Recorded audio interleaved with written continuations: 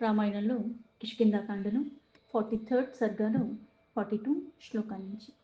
ఏదైతే ఇక్కడ అంటే ఒక్కొక్కళ్ళని ఒక్కొక్క దిశ వైపు పంపిస్తూ ఆ దిశలో ఏమేమి ఉన్నాయో అన్నీ చెప్తూ వివరిస్తూ పంపిస్తున్న సుగ్రీవుడు శతవలికి ఉత్తర దిశ యందు కొన్ని ప్రదేశాల గురించి చెప్పిన తర్వాత అక్కడ మళ్ళీ శైలోధము అన్నది వస్తుంది. అక్కడ మళ్ళీ 2 తీరాలు ఉంటాయి అని చెప్పి అక్కడ కూడా మళ్ళీ చక్కగా వెదుర్లన్నీ వంగి ఉంటాయి. అదే వంతెనలాగా చేసుకుని సిద్ధులు అక్కడికి వెళుతూ ఉంటారు అని చెప్తాడు. తతః కాంచన పద్మాభిః పద్మినీభిః కృతోదకాః నీలవైఢూర్యపత్రాభిః నద్యస్తత్ర సహస్రశః. అక్కడ మళ్ళీ అవన్నీ చూసుకుని వెళ్ళిన తర్వాత ఆ ఉత్తర కురు దేశానికి ఎక్కువ నదులు ఉంటాయి. అవన్నీ కూడా నీటితో చాలా సమృద్ధిగా ఉంటాయి. అందుకని ఆ నీటిలో పైగా చాలా జీవరాశులు ఉంటాయి. అందుకే వాటిలో బంగారు పద్మాలు, తామర తీగలు, అలాగే నీల వైఢూర్యాలు వంటి ఆకులతో ఎంతో చక్కగా ఉంటూ ఉంటాయి. రక్తోత్పల వనిశ్చాత్ర మండితాశ్చ హిరణ్మయీః తరుణాదిత్య సదృశేః భాంతి తత్ర జలాశయాః మహర్హామణిపత్రైశ్చ కాంచనప్రభా కేసరీః నీలోత్పలవనైశ్చిత్రైః సాదిసః సర్వతో వృత్తః. అక్కడ మళ్ళీ తరుణ సూర్యుడి కాంతులతో కనపడుతూ బంగారు వన్న కలిగి ఉన్న ఎర్రని తామరలతో చక్కగా నీటిలో అంతా కూడా ఎప్పుడూ కళకళలాడుతూ ఉంటాయి. అందుకే అక్కడ జలాశయాలన్నీ కూడా నల్ల కలువలతో కూడా ఇటువంటి వాటితో అంతా నిండిపోయి ఉంటాయి. ఆ పైగా ఆ కలువలకున్న ఆకులు కూడా చాలా అమూల్యమైనవి, నీలి మణుల్లాగా ఉంటాయి. వాటి కేసరములు కూడా బంగారు కాంతులతో కనపడుతూ ఉంటాయి. పైగా అవి చిత్ర విచిత్రమైన శోభలతో ఉంటాయి. నిస్థూలాభిశ్చ ముక్తాభిః మణిభిశ్చ మహాధనైః ఉద్భూతా పులీనాస్తత్ర జాతరూపేశ్చ నిమ్నగాః సర్వరత్నమయైశ్చిత్రైః అవగాఢా నఘోత్తమైః జాతరూపమయైశ్చాపి హుతాసన సమప్రభైః. అక్కడ మళ్ళీ నదులు ఎంతో ఎత్తైన ఇసుక తన్నలతో చాలా అందంగా కూడా కనపస్తూ ఉంటాయి. ఆ తీరాల్లో విలువైన ఉండని ముత్యాలలో ఉన్నట్టుగా మణులతో బంగారాలతో విరజిల్లుతున్నట్టుగా ఉంటుంది. ఆ నదుల్లోకి చొచ్చుకుని ఉన్న పర్వతాలు కూడా బంగారు కాంతులతో ఉంటాయి. అవి అగ్ని జ్వాలల్లాగా ఉన్నట్టుగా ఎప్పుడు మెరుస్తూ ఉంటాయి. అన్ని రకాల రత్నాలకి నిలయాలుగా ఉంటాయి ఆ పర్వతాలు. నిత్య పుష్ప ఫలాస్తత్ర నగాః పత్రదధాకులాః దివ్యగంధరసస్పర్శాః సర్వకామాన్ స్రవంతి చ. అక్కడ చెట్లు పక్షులు గుంపులుగా నివాసం చేసుకుని ఉంటాయి ఆ చెట్ల దగ్గర. అవి అన్ని కాలాల్లో కూడా చాలా అద్భుతమైన పరిమళాలు వెదజల్లే పుష్పాలతో ఉంటాయి ఆ చెట్లు. అక్కడ మళ్ళీ రసవంతమైన పైగా నోరు ఊరించేలాగా పండ్లన్నీ కూడా చాలా చక్కగా ఉంటాయి. పైగా ఇవి అందరికీ అభిరుచులు తీరుస్తూ ఉంటాయి. నానాకారాని వాసాంసి ఫలంతన్యే నఘోత్తమాః ముక్త వైఢూర్య చిత్రాని భూషణాని తథైవ చ స్త్రీణాం చాప్యానురూపాని పురుషాణాం తథైవ చ సర్వార్ధుఃసుఖ సేవ్యాని ఫలంత్యన్యే నఘోత్తమాః. అక్కడ కొన్ని వృక్షాలు ఉంటాయి. అంటే ఎలా అయితే ఆ వృక్షాలు వస్త్రాల్ని కూడా ప్రసాదిస్తూ ఉంటాయి. ముత్యాలు వైఢూర్యాలు పొదిగిన చిత్రములైన ఆభరణాలు కూడా ఇప్పుడు చెట్టు నుంచి సాధారణంగా మనకి ఏమొస్తాయంటే పళ్ళు వస్తాయి, లేకపోతే పువ్వులు వస్తాయి. అంతకు మించి ఏవి రాలేక ఆ కొమ్మల్ని వాటిని దేనికన్నా మనము వినియోగించుకుంటూ ఉంటాం. కానీ ఇవి వస్త్రాన్ని ప్రసాదిస్తాయి. పైగా మణులు ముత్యాలు వైఢూర్యాలు పొదిగిన చిత్రములైన ఆభరణాన్ని అనుగ్రహిస్తాయి. స్త్రీలను పురుషులను కూడా ధరించటానికి అవి మళ్ళీ అనువుగా ఉంటాయి. మరికొన్ని వృక్షాలు అన్ని కాలాల యందు హాయినిగానే ఆ గాలి కూడా వీల్చేలాగా చేస్తూ ఉంటాయి. మహర్హవాని విచిత్రాని హైమానన్యే నఘోత్తమాః శయనాని ప్రసూయంతే చిత్రాస్తరణవంతి చ. పైగా అక్కడ మళ్ళీ కొన్ని వృక్షాలు కొన్ని శ్రేష్టమైనవి చిత్ర విచిత్రమైన బంగారాన్ని కూడా తలపించేలాగా ఉంటాయి. పైగా అవి అస్త్రాల్ని కూడా సృష్టించగలవు. మనఃకాంతాని మాల్యాని ఫలంత్యాత్ర పరిద్రుమాః పానాని చ మహర్వాణి భక్ష్యాని వివిధాని చ. మరికొన్ని మనస్సుకి ఇంపైన మాల్యములను, అలాగే కమ్మని పానీయాల్ని ఎన్నో రకాల తినటానికి అన్ని భక్ష్యాల్ని కూడా సమకూరుస్తూ ఉంటాయి. అంటే ఊహలకు అందని రీతిలో అక్కడ వృక్షాలుంటాయి. ఇవన్నీ చెప్పటం ఎందుకంటే, ఇప్పుడు నువ్వు ఏదడిగితే అది ఇవ్వటానికి ఇన్ని రకాలుగా అన్నీ ఉన్నప్పుడు అక్కడి నుంచి వెళ్ళబుద్ధి కాదు.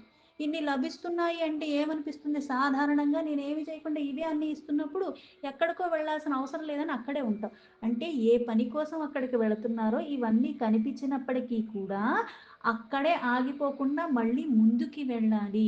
అంటే విలువైనవి వస్తాయి, బాధాకరమైనవి వస్తాయి, కష్టతరమైనవి వస్తాయి. అక్కడి నుంచి వెళ్ళటం కూడా కష్టమైన ప్రదేశాల గురించి అన్నీ చెప్తూ, అన్నిటా మళ్ళీ సీత కోసం అన్వేషించాలంటే అక్కడ కనిపించే వాటికి, మోహాలకి, భ్రమలకి లోబడకుండా వెళ్ళేవాళ్ళు కూడా అటువంటి వాళ్ళు.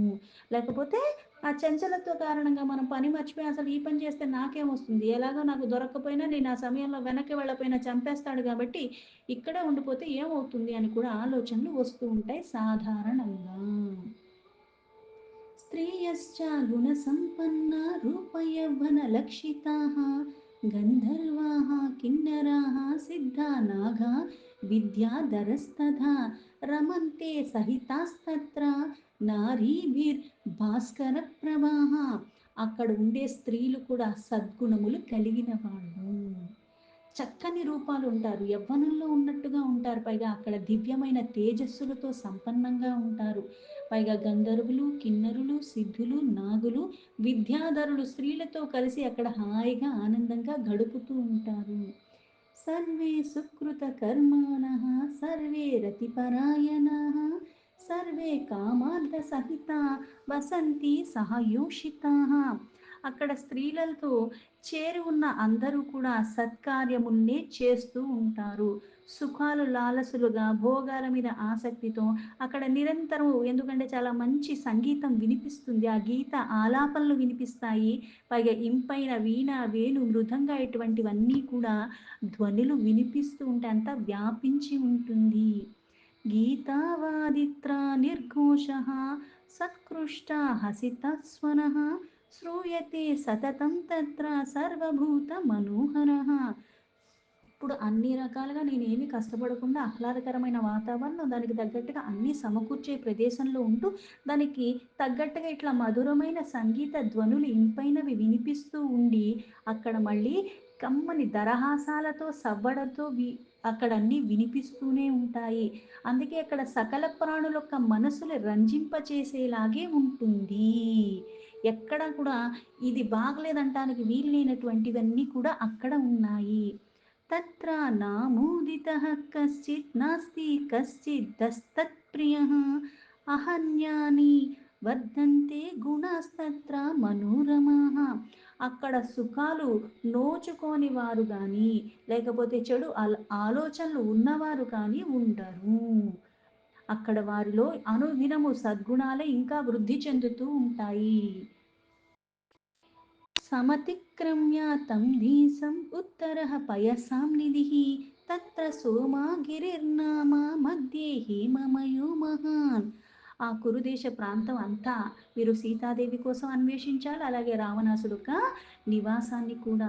తర్వాత మీరు ఇంకా ఉత్తర దిశ యందు ఇంకా ముందుకు వెళ్ళిపోతే అక్కడ మీకు లవణ సముద్రం వస్తుంది. ఆ సముద్రంలో మళ్ళీ నడుమ సోమగిరి అన్న పేరు కలిగిన ఒక మహాపర్వతం కూడా ఉంటుంది. ఇంద్రలోకగతా ये च ब्रह्मलोकागताश्च ये देवास्तं సమవేక్షంతే గిరిరాజం దివం గతాః. పైగా ఆ మహాపర్వతం ఏదైతే సోమగిరి ఉంటుందో అది సువర్ణమయము, బంగారంలా ఉంటుంది. ఇంద్రలోకమందు, బ్రహ్మలోకమందు ఉన్న దేవతలందరూ కూడా ఆకాశంలో నిలిచి ఆ పర్వత రాజ్యానికి అందరూ కూడా దాని అందచందాల్ని ఎప్పుడూ తిలకిస్తూ ఉంటూ ఉంటారు. సతో దేశో విసూర్యోऽపి తస్య భాసా ప్రకాశతే సూర్యలక్ష్మ్యాభివిజ్ఞేయః తపతేవ వివస్వతాం. రాత్రి వేళలో సూర్యుడు లేకపోయినంటే ఇది ఎంత సహజ కాంతులతో ఉంటుంది అంటే, సూర్యుడు లేని పక్షంలో మనకి పక్కనున్నది ఏది అన్నది కనపడదు. కానీ రాత్రి వేళ సూర్యుడు లేకపోయినా, ఈ సోమగురి కాంతులతోనే ఆ ప్రదేశమంతా కూడా సూర్య ప్రభలతో ఉన్నట్టుగా ఎప్పుడూ వెలుగొందుతూనే ఉంటుంది. భగవానపి విశ్వాత్మా శంభురేకాదశాత్మకः బ్రహ్మ వసతి దేవేశో బ్రహ్మర్షి పరివారితః. అక్కడ విశ్వాత్మకుడైన విష్ణు భగవానుడు, ఏకాదశమూర్తి స్వరూపుడైన శంకర భగవానుడు, సృష్టికర్త అయిన బ్రహ్మ కూడా నివసిస్తూ ఉంటారు. నా కథంచన గంతవ్యం కురూణాం ఉత్తరేణ వః అన్యేషామపి భూతానాం నాతిక్రామతి వైగతిః.